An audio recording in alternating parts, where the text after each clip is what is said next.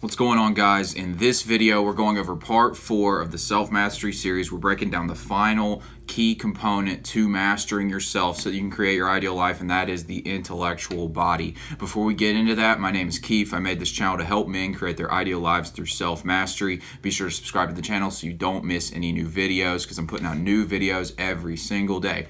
Alright guys, so let's get into this, the intellectual body. For those of you who haven't yet, I'll put the first episode of this series right here in the card section where I just broke down the thesis behind my channel, which is self-mastery, and then I elaborated in the previous 3 videos on how to master each part of the body, because I believe that if you can master yourself in all ways, you can create your ideal life, and it's a process that takes a lot of effort, and I haven't figured it out completely either, but I am firmly confident that this is the path because I've seen plenty of proof and I've studied plenty of people who know what the hell they're talking about. So let's get into it with the intellectual body, as I call it. You could also say it's the objective part of your mind, whereas the emotional, which we went over yesterday, is the subjective part of your mind.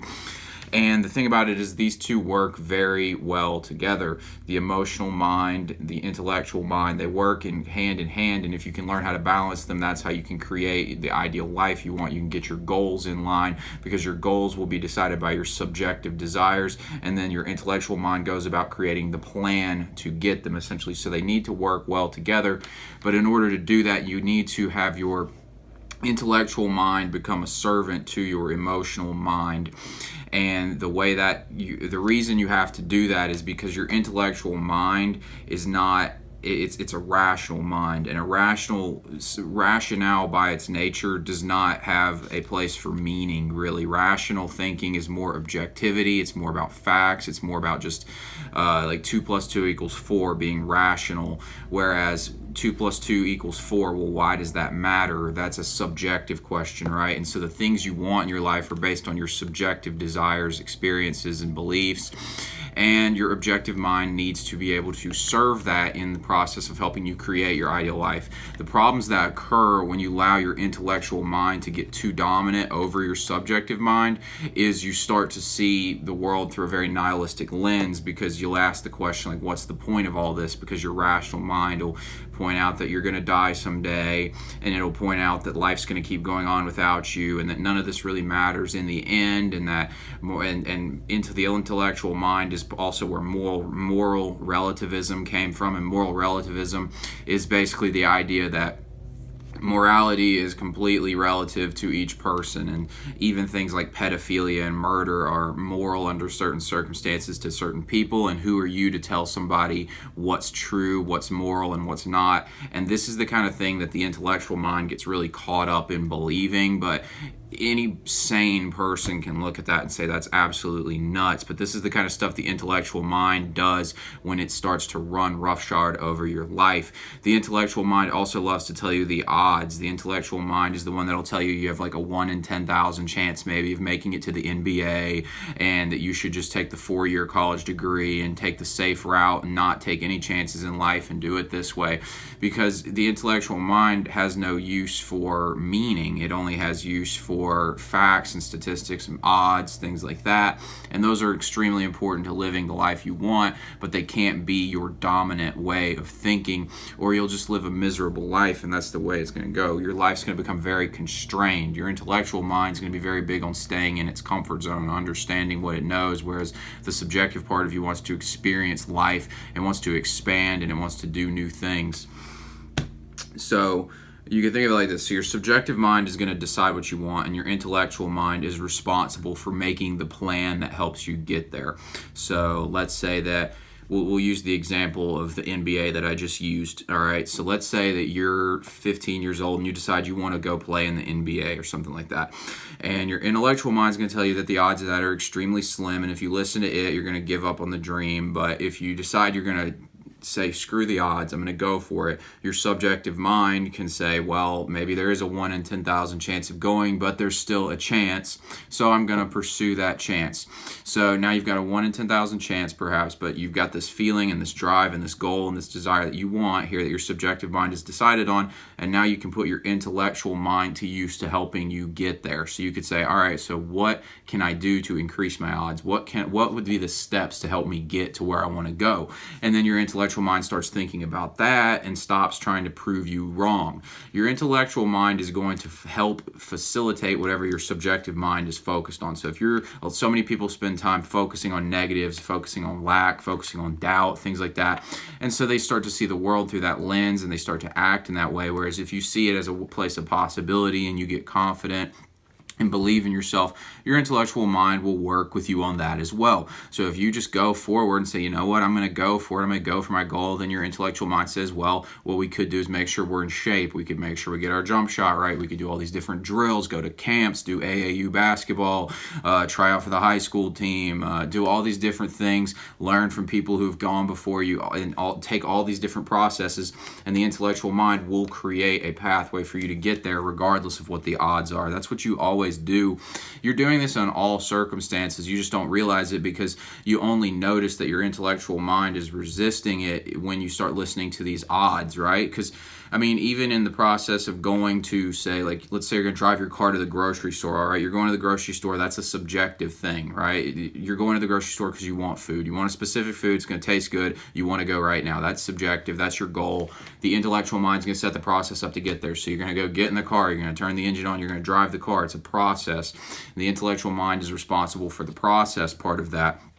You don't realize you're doing it though because you just take for granted that you can do that. The intellectual mind and the subjective mind, the intellectual body and the emotional body, that is, only run up against each other when it becomes something where the odds seem unlikely or you start to doubt the situation. So it's important that you don't doubt. It's important that you don't listen to that intellectual part of you that tells you it's extremely unlikely or impossible, as they say.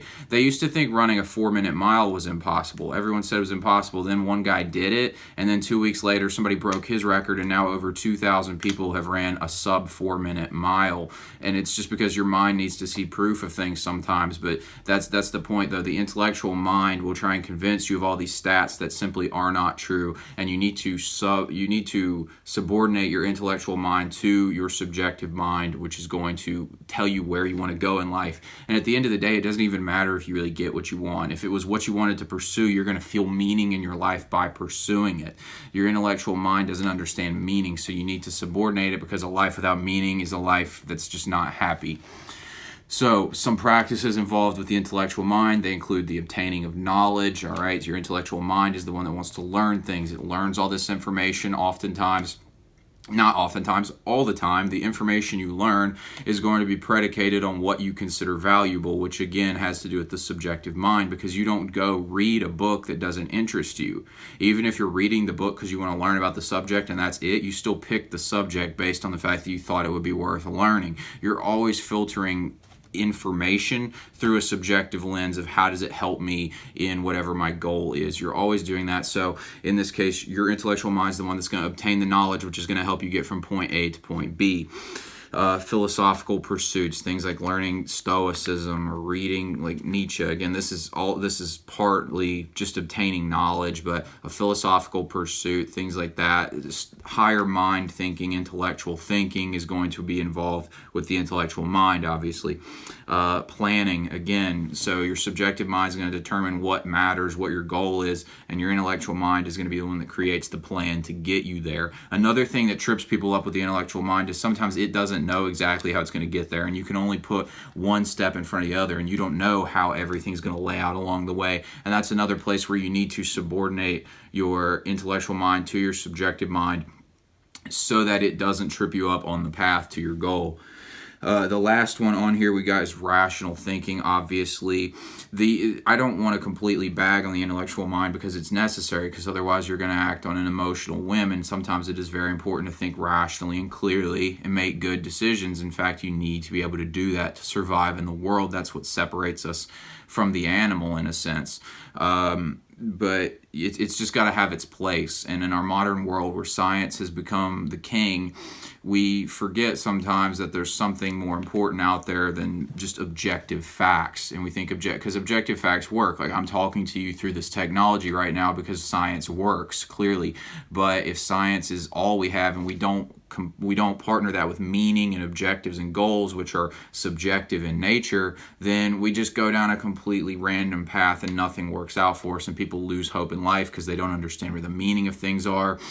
And I mean, this is something I learned all this kind of stuff from Dr. Jordan Peterson, where he explained how Nietzsche, the philosopher, talked about how by killing off God in our society, which we ultimately have been doing for the past couple hundred years, we've eliminated the meaning structure from our reality, and as a result, people are becoming, that's why you see communist style governments where people prop the government up to be God, because people need a God to worship, whether it's science, whether it's an actual God, whether it's the government. People are always going to look for that thing that essentially has more control over the situation than them, that they can have faith in. And so that's why you get these communist governments or these fascist governments, and nihilism runs rampant. People are more likely to commit suicide these days. In the world where things are easier than ever, people are more likely to commit suicide. It's because we have made the intellectual mind more important than it is. We have not subordinated it. We've actually subordinated the emotional mind, the part of your mind that sees subjectivity and meaning in things,